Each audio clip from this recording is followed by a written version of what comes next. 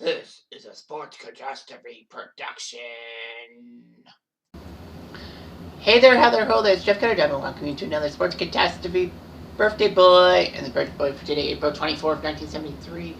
Well, he was born in 1973. He's now 50 years old, is a famous cricketer who was captain of the Indian national team, one of the best batsmen ever. He actually has the records for ODIs and Test crickets with over 15,000 runs each. ODIs are just one day things, and Test cricket is like cricket matches that last multiple days. He was a member of Parliament in India from 2012 to 2018. He took up cricket at age 11 and looked pretty good. They called him the next Don Bradman, and they called him the next Fifth Richards. He won the Cricket World Cup in 2011 and was named player of the tournament in 2003, even though India didn't win the cup. Anyway, he is an influential person and all that for cricket. And, you know, his first name is Sachin, S-A-C-H-I-N. But, of course, I have terrible pronunciation skills, so I'm going to let Wikipedia tell you his name. Sachin Tendulkar. Exactly. So, Sachin. So I'll call him Sachin. So, anyway, he was born in Bombay in April 1973. His father was a novelist and a poet, and his mother worked in the insurance industry. So, anyway, he was considered a bully and was actually interested in tennis and cricket and all that. He actually had a love for John McEnroe for a while. But, you know, his cricketing was pretty good. Anyway, Sachin would practice for hours, and at times his coach would put a 1 rupee coin. Rupee is the Indian currency, on top of the stumps, and the batter who dismissed Tendulkar would get the coin. If Sachin completed the session without getting dismissed, the coach would give him the coin. And he had 13 coins, so he did pretty well for himself.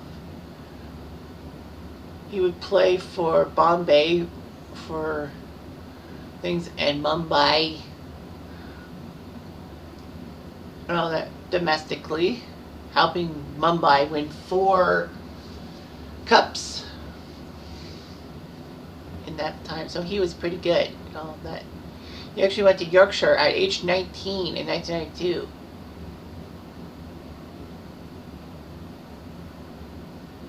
So, anyway, he was actually selected for Yorkshire as a replacement for their fast bowler. He played 16 matches for that team.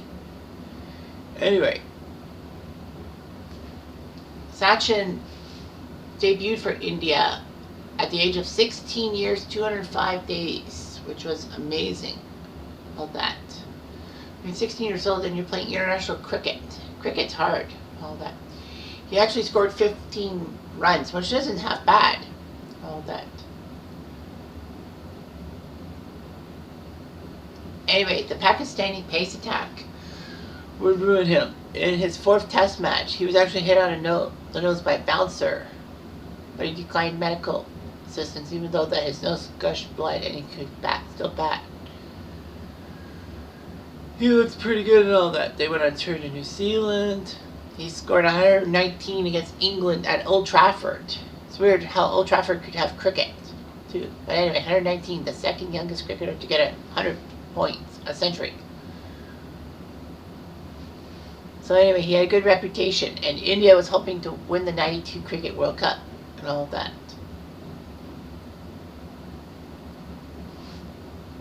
It doesn't really talk about the Cricket World Cup in a sense. I don't know why. Doesn't career stats, I think. Well, it doesn't matter, does it? So anyway, yeah. So he did all that, and then he rose through the ranks by scoring a lot of runs in ODIs, one-day matches, and all that.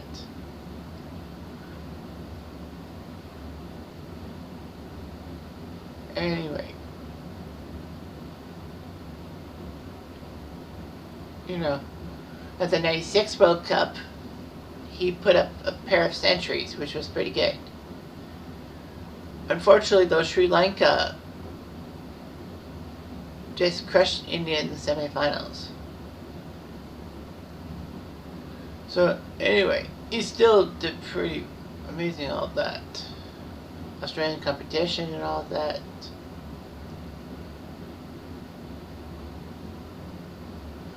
He put up 143 runs in a match against Australia, including 5 sixes. It was called the Desert Storm inning because it was actually interrupted by a sandstorm. And then Sachin would score 3 consecutive centuries, which is amazing what he could do. All that. So he was doing pretty well for himself. Unfortunately, Sachin's father died during the '99 Cricket World Cup, and he flew back to India to attend the final rituals of his father. He missed the match against Zimbabwe, but he did come back to the World Cup, scoring 140 points against Kenya. So he did his job and all that. As captain of the Indian team, he was poor. Like, Test cricket, 25 matches in Test cricket. He was 4-9-12. And in one-day internationals, he was 23-43. So that wasn't good and all that. So he resigned being captain.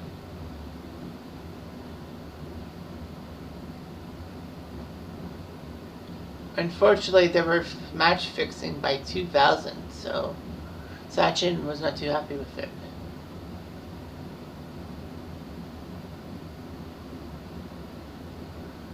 Anyway,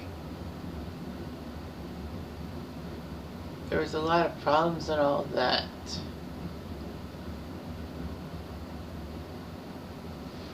Sachin got in trouble because referee Mike Dennis had basically fined players for excessive appealing and fined the captain for not controlling his team. So he was just terrible. He was replaced and all that.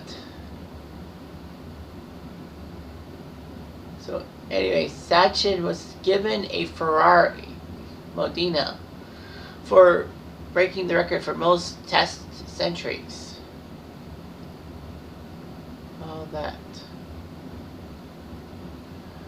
Anyway, Sachin did great. 673 runs in 11 matches at the 2003 Cricket World Cup. It looked like India was going to win. Sadly, though, Australia beat them to it. He was still named man of the tournament. So, anyway, he had some performance stuff. But by 2007, his attitude was criticized by an India coach, basically saying that Sachin would be more useful down the order. But Sachin said, I want to open this thing. I'm an opener. All that.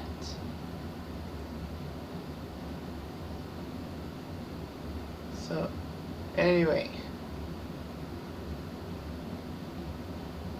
You know, they went to the World Cup, and it was dismal and all of that. And Sachin only could score 64 runs in his first 3 games. It was just disastrous and all that. Sachin said after losing to Bangladesh and Sri Lanka, he wanted to resign from cricket. But people stopped him from it. And for some strange reason, he went back to form and all that. He kept getting good test scores. He actually broke the most test runs record in 2008, held by Brian Lara. So that was huge and all that. He did a lot of test series and all that. It was like fantastic and all that. So he went to the 2011 Cricket World Cup, whereas Bangladesh, India, and Sri Lanka would co-host the tournament. Sachin did pretty well. He averaged 53 runs that game, and he was India's leading run scorer. With his 482 runs, he was second behind Dilshan of Sri Lanka. India took care of their neighbors in the final, and it was just amazing. India finally got their World Cup, and Sachin is a legend. He would retire by 2013 and all that. It was just what he could do and all that. He would play in charity matches.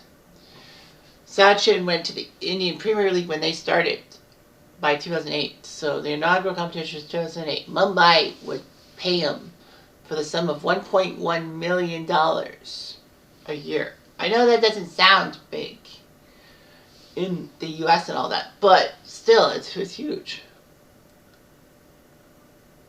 Mumbai got to the final, and Sachin put up 618 runs during the tournament. He was best batsman and captain and all that.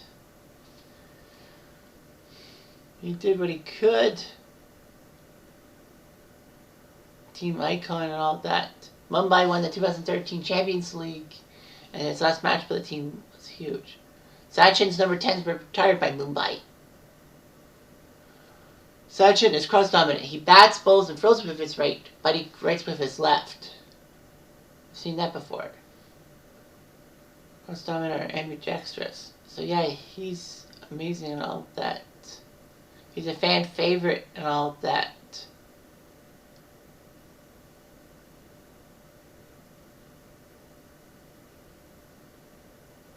So it's just amazing what he could do. Unfortunately, Sachin's fans do have problems. Like, one fan even hung himself after Sachin didn't get a century. Which was awkward, if you ask me.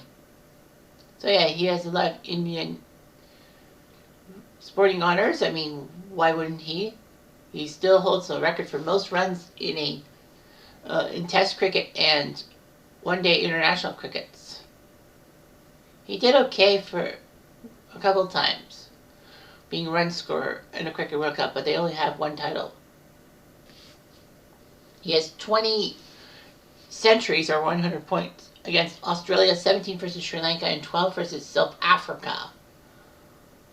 That were the top three. So yeah, he knows all that. In ODIs, he's won 234 wins, third behind Ricky Ponti and Mahela Jayawardene. So yeah, he loved his man in the match. In 95, he married Anjali Mehta, a pediatrician. And they had 2 children, Sara and Arjun. Sachin is a Hindu and all that. Lots of business interest.